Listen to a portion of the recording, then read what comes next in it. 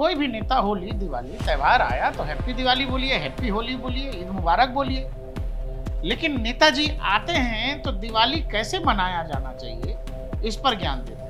Christmas का समय पूरे शहर जगमगा जाते हैं और महीनों जगमगा के रखते हैं वो लोग। उन्हीं से सीख लो, क्यों खर्चा करना बार बार दियों का, मोमबत्ती का और ये दिमाग लगाना। तो फिर क्या उम्मीद करोगे, ऐसा सगा हटाइए इसको, बहुत सुंदर रोशनी कराएंगे हम लोग।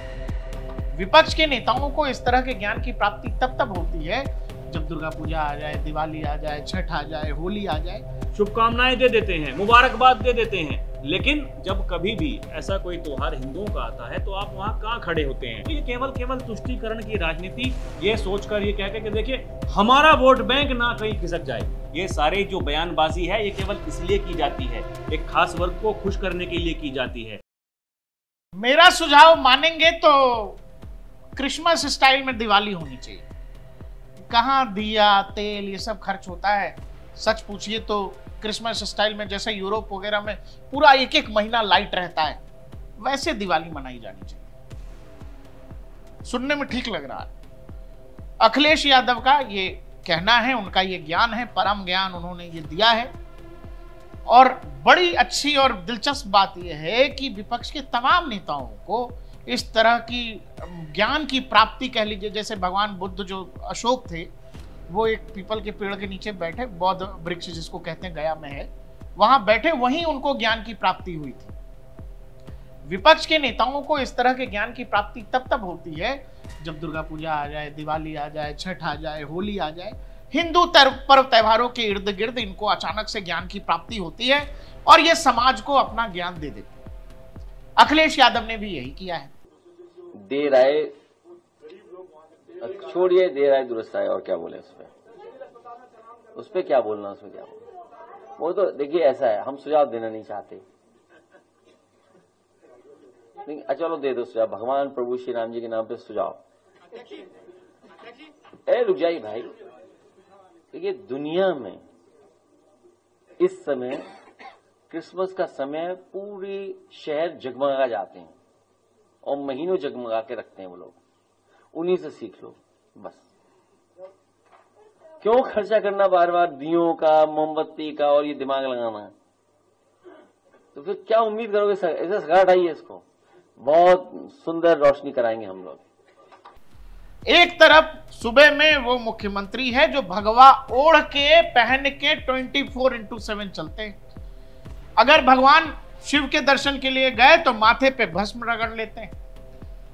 उसी देश में एक नेताजी ये कह रहे हैं कि दिवाली बनाने का ये तरीका जो है इसको थोड़ा बदल देना चाहिए। क्रिसमस स्टाइल में हम लोग दिवाली क्यों नहीं मना सकते राहुल जी? देखिए प्रकाश भाई, अखिलेश यादव जी की बातों पर आप क्या गौर करेंगे, उनके बारे में क्या कहेंगे? अरे आप देखिए ना, इसी साल आप जन्माष्टमी का त्योहार आया, मुख्यमंत्री योगी आदित्यनाथ सुबह सुबह वो मथुरा वृंदावन आ गए थे। वहां आकर के जन कल्याणकारी योजनाएं, उनका लोकार्पण, शिलान्यास जो कुछ करना था वो करके चले गए वापस लखनऊ। सुबह ही उठते ही जन्माष्टमी की बधाई सबको दे दी थी। अखिलेश यादव जी रात को 8 बजे, कोई कह रहा था कि पूरे दिन सोते रहे, कोई कह रहा था कि जानबूझकर ऐसा किया गया, कुछ भी हुआ हो, लेकिन हुआ तो सही। 8 बजे सपा के मुखिया अखिलेश यादव जी ने 8 बजे जन्माष्टमी की बधाई दी। उस दिन सोशल मीडिया पर लोगों ने इतना ट्रोल किया कि कहां है भाई साहब, अरे तो आप क्या कर रहे हैं? बधाई तो दे दी राहुल जी, वो कह रहे हैं रामनवमी क्रिसमस स्टाइल में मनाइए ना। अरे महानवमी की बात कीजिए, महानवमी पर योगी आदित्यनाथ ने मंदिर में जाकर के कन्या पूजन कर दिया, सुबह सुबह बधाई दे दी। 1 बजे जागे हैं अखिलेश यादव जी, 1 बजे जाग करके तब जाकर के बधाई दी। लोगों ने कहा सोकर के उठ गए क्या? और योगी तो उनके बारे में कहते ही हैं, जो लोग 11 बजे सोकर उठते हैं, 12 बजे नहा धो के घर से बाहर निकलते हैं और 5 बजे चले जाते हैं अपने यारों दोस्तों के साथ में मौज लेने के लिए, ये योगी आदित्यनाथ कहते हैं। वो लोग सोचते हैं कि हम प्रदेश की सत्ता को संभालेंगे और फिर वही जो 2017 से पहले तांडव होता था वही यहाँ होता रहेगा। इसी बात पर जैसे रहे कि भाई ये जो थॉट अचानक धनतेरस वाले दिन आ गया कि दिवाली मनाने का तरीका थोड़ा क्रिसमस स्टाइल में हो जाना चाहिए। अब फिर लोग पूछ देंगे पलट करके तो कहेंगे कि अरे लोग बुरा मान गए। अरे भाई, आप लोगों का ये सारा ज्ञान, होली में पानी खर्च मत करो, रंग में केमिकल होता है, रंग मत लगाओ, है ना, फिर दिवाली में कह रहे हैं कि जी पॉल्यूशन हो जाता है पटाखों से, इसको मत। ये जो सारा ज्ञान हिंदू पर्व त्योहारों के मौके पर आता है, ये बाकी का ज्ञान जैसे बकरीद है, ईद है, क्रिसमस है, एक बार कह के तो त्योहारों पर थोड़ा सा ज्ञान दिखाइए। इको फ्रेंडली मनाइए। हाँ, इको फ्रेंडली बकरीद मना के देखिए। हाँ, मनाइए ना, एक बार कह के देखिए। ये तो इको फ्रेंडली होना चाहिए भाई। आप किसी की जान ले रहे हो, कह रहे हो कि हम वो फेस्टिवल है और उसमें कुर्बानी दी जा रही है, किसी की जान जा रही है भाई। इको फ्रेंडली हो सकता है, लकड़ी का बकरा हो सकता है, केक भी लोग के बीच में ऑप्शन दिया था कुछ लोगों ने कि केक पे बकरा बनवाइए और उस केक को काटिए। क्या इस तरह की चीजें कह सकेंगे अखिलेश यादव? अखिलेश यादव जी उन अपनी पत्नी के साथ में दिल्ली की एक मस्जिद में गए थे। वहां के मौलाना ने जिन शब्दों का इस्तेमाल किया, हम अपने मुंह से नहीं कर सकते हैं। अखिलेश यादव जी से एक शब्द नहीं बना वो उस मौलाना के खिलाफ कुछ कह सके। ये साजिद रशीदी यहाँ दिल्ली में मौलाना, देखिए, एक टीवी कार्यक्रम में समाजवादी पार्टी के नेताओं ने, कार्यकर्ताओं ने उस मौलाना पर हमला बोल दिया, धे थप्पड़ धे चप्पल, धे थप्पड़ धे चप्पल कर दिया, और बकायदा वीडियो बना करके सोशल मीडिया पर यह जारी किया गया, यह कहा गया कि अगर फिर भी किसी ने ऐसी हिमाकत की तो उसका ऐसा ही इलाज किया जाएगा जैसा इलाज इस मौलाना का किया है। देखिए, पार्टी के कार्यकर्ता जो उन्हें करना था वो काम कर रहे हैं, लेकिन मुखिया जी क्या कह रहे हैं? मुखिया जी से जब पत्रकारों ने इस बाबत सवाल पूछा, बिना उत्तर दिए वहां से निकल गए। तो कुछ नहीं बोल सकते हैं प्रकाश भाई, वहां केवल ये सौहार्द की बातें कर सकते हैं।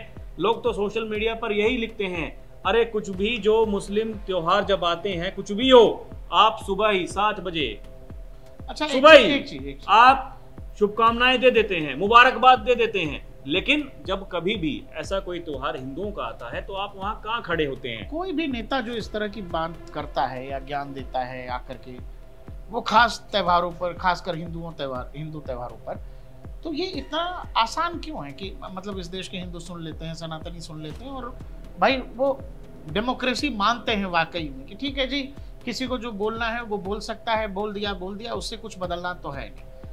लेकिन यही चीज दूसरी तरफ करने से क्यों घबराते हैं? डेमोक्रेसी का इस्तेमाल थोड़ा वहां भी घबराहट देखिए, हर किसी को पता है, ये जरूरत से ज्यादा, या फिर ऐसा भी है ना राहुल जी कि उन लोगों को प्लीज करने के लिए जानबूझकर कह रहा हूं, जरूरत से ज्यादा किसी को छूट देना, जरूरत से ज्यादा किसी को बढ़ावा देना, वो क्या होता है, वो विनाश का कारण बनता है। अभी ये चीजें समझ में नहीं आ रही हैं, लेकिन जो योगी आदित्यनाथ कहते हैं, वो क्या कहते हैं प्रकाश भाई? हमेशा एक बात कहते हैं, वो कहते हैं 100 मुस्लिम परिवारों के बीच में 50 हिंदू सुरक्षित नहीं है, और 100 हिंदू परिवारों के बीच में एक मुस्लिम परिवार भी आराम से रह सकता है। इस बात का मतलब क्या है? वो ये कहते हैं, ये जितने भी दंगे होते हैं, ये जो हिंदू पर्व होते हैं, जब कोई जुलूस निकाला जाता है, कोई यात्रा निकाली जाती है, तो ये जितने भी जो कांड होते हैं, ये उस समय क्यों होते हैं? अब आप देखिए ना, मुस्लिम पर्वों पर जितने जुलूस निकाले जाते हैं, क्या उस दौरान कुछ होता है? क्या कुछ नहीं होता है। क्यों नहीं होता है? क्योंकि वो गंगा जमनी तहजीब जो हमने सीखा है बचपन से, हमें सिखाया गया है, भाई भाई वाला फॉर्मूला सिखाया गया कि भाई साहब उनके भी पर्व हैं, हमारे भी पर्व हैं, कोई दिक्कत है नहीं। और देखिए, कोई दिक्कत नहीं होती है, लेकिन जब, प्रकाश भाई गौर कीजिएगा, जब आपकी मानसिकता वो सड़ी हुई मानसिकता, बीमारू मानसिकता हो जाती है, तो फिर उसके बचाव का कोई कारण नहीं है। बरेली में अभी कुछ दिनों पहले क्या हुआ था? उस दौरान नवरात्रि भी चल रहे थे, पूरे देश भर से, पूरे प्रदेश में क्या कोई एक भी मौका ऐसा हुआ, क्या एक भी कोई केस ऐसा सामने आया कि मंदिरों से बाहर निकल के जो हिंदू वर्ग के लोग हैं उन्होंने पुलिस वालों पर नवरात्रि से तो फेस्टिवल ही चल रहा है ना, अभी दिवाली भी आ गया, बताइए, कहीं कुछ नहीं मिलेगा। लेकिन बरेली में वो मौलाना था, वो क्या कह रहा था? ये दिन है आज मुस्लिमों की ताकत दिखाने का, इसलिए इसके लिए अगर कोई हमें जो पुलिस वाले हैं उनकी जान भी लेनी पड़े तो कोई दिक्कत नहीं है। ऐसी मानसिकता अगर होगी, वो पुलिस वाले जो उनकी सिक्योरिटी के लिए हैं, वो पुलिस वाले जो वहां गए हैं इसी काम के लिए कि भाई साहब उनको कोई दिक्कत ना हो, वो अपने जुम्मे की नमाज आराम से पढ़ें, अपने घरों को चले जाएं, उनकी सुरक्षा में गए हैं, उनको मारने पीटने के लिए, उनके ऊपर पथराव करने के लिए, डंडे चलाने के लिए, पेट्रोल बम फेंकने के लिए जो लोग वहां इकट्ठा हुए थे वो किसके कहने पर हुए थे, और फिर उनको बचाने के लिए वहां कौन गया? तो ये तुष्टीकरण की राजनीति और आज संतुष्टीकरण की राजनीति जो हो रही है प्रकाश भाई, इसमें धरती आसमान का फर्क है। लोग इस बात को समझ रहे हैं, खासकर समझने वाले तो समझ रहे हैं कि पहले क्या होता था, आज क्या हो रहा है। अरे आप देखिए ना, आप तो कहते हैं कि हम पीडीए की सरकार बनाएंगे, हम समाजवादियों की सरकार बनेंगे, पीडीए की सरकार आप बनाएंगे, लेकिन इस पीडीए के लिए आपने क्या किया 2017 से पहले जब आप सरकार में थे?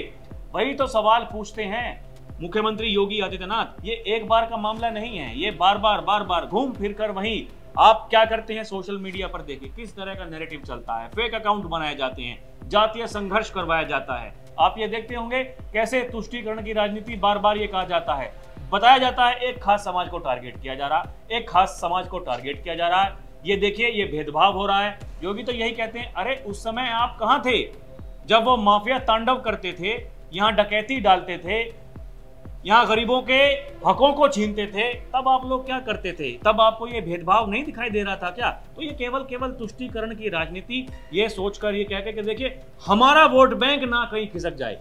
सोशल मीडिया पर एक यूजर है, उन्होंने लिख रखा था प्रकाश भाई, मैं पढ़ रहा था, उन्होंने ये लिखा कि अखिलेश यादव जी को सपना आया, रात को चिल्लाने लगे, अरे क्या हुआ, मैं तो लुट गया, बर्बाद हो गया।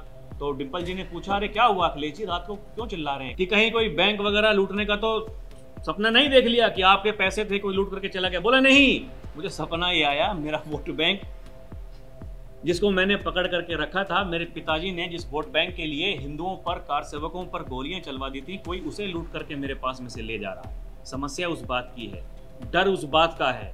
मुलायम सिंह जी कहते थे कांग्रेस को कभी अपने घर का रास्ता मत दिखाना, वो आपके घर पर कब्जा कर लेगी। उस कांग्रेस के साथ में गठबंधन में है अखिलेश यादव जी, जिसको कहते थे ये कांग्रेस बड़ी चालू पार्टी है। डर किस बात का था? डर इस बात का था कि मेरा जो वोट बैंक है वो मेरे हाथ से खिसक ना जाए। दिक्कत इसी बात की है। ये सारे जो बयानबाजी है ये केवल इसलिए की जाती है, एक खास वर्ग को खुश करने के लिए की जाती है। ये जितने भी बयान हैं आप लेकर के चलिए ना, और आप तुलना कीजिए। देखिए आप एक नेता हैं, आप सर्व समाज के नेता हैं, आप मुख्यमंत्री थे तो आप सर्व समाज के मुख्यमंत्री थे, लेकिन क्या होता था मुजफ्फरनगर में? आप देखिए ना, दंगे हुए थे, महीनों तक तांडव चलता रहा। जिनको ये कहा जा रहा था वहां के डीएम, वहां के कप्तान, वो उन दंगों को रुकवा सकते हैं, लेकिन क्या किया गया? रातों रात उनका तबादला कर दिया गया। और फिर क्या हुआ वहां? वो कौन लोग थे जिनके इशारों पर यह काम हो रहा था? लेकिन समस्या इस बात की है, अगर देखिए ना अब क्या किया जा रहा है। बरेली में वहां दंगे कराने की कोशिश थी, उससे पहले संभल में कराने की कोशिश हुई। ये कौन लोग थे जो वहां जाना चाह रहे थे?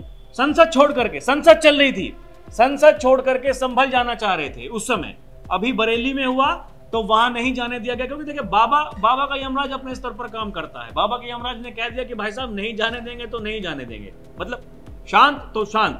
2 घंटे में सब कुछ शांत कर दिया गया। ये प्रशासन पहले कैसे काम करता था, आज कैसे काम कर रहा है? वो कौन लोग थे जो पहले अपने ढंग से चला रहे थे? योगी तो कहते हैं ना कि केवल अपने परिवार से ऊपर नहीं सोच सकते हैं। ये पीडीए की जो बात कर रहे हैं, ये परिवार डेवलपमेंट अथॉरिटी है। जन कल्याण से कोई मतलब नहीं है, समाज कल्याण से कोई मतलब नहीं है। आप देखिए ना, जन कल्याणकारी योजनाएं जितनी भी हैं सरकार की, उनमें कितने फीसदी किसकी हिस्सेदारी है, ये अपने आप में दर्शाता है। और योगी से पूछा जाता है प्रकाश भाई कि आपकी सबसे बड़ी उपलब्धि क्या है? महाराज जी 8.5 वर्षों तक आपने उत्तर प्रदेश की गद्दी पर बैठ करके शासन किया है। वो कहते हैं हमारे पास में हमारी सबसे बड़ी उपलब्धि ये है कि सर्व समाज का आशीर्वाद हमारे साथ में है। कुंदर की विधानसभा सीट को लीजिए, तुष्टीकरण की राजनीति करने वाले लोग वहां परेशान क्यों हो गए? वहां इसलिए परेशान हो गए कि यहाँ बीजेपी कैसे जीत सकती है? 31 साल बाद 1,45,000 वोटों से जीत गई। ये बर्दाश्त नहीं हुआ, क्योंकि वो लोग तो कहते हैं कि यहाँ के मालिक हम हैं, यहाँ का मालिक कोई और कैसे हो सकता है? अब एक चीज आप लोग समझना, कोई भी नेता होली दिवाली त्योहार आया तो हैप्पी दिवाली बोलिए, हैप्पी होली बोलिए, ईद मुबारक बोलिए, लेकिन नेताजी आते हैं तो दिवाली कैसे मनाया जाना चाहिए इस पर ज्ञान देते हैं। ऐसा कोई नेता क्यों करता होगा? इस बात से कौन खुश होगा? किस तरह के लोग खुश होते होंगे कि वाह वाह बहुत अच्छा किया, बढ़िया है, इस देश के हिंदुओं को नेताजी ने दिखा दिया।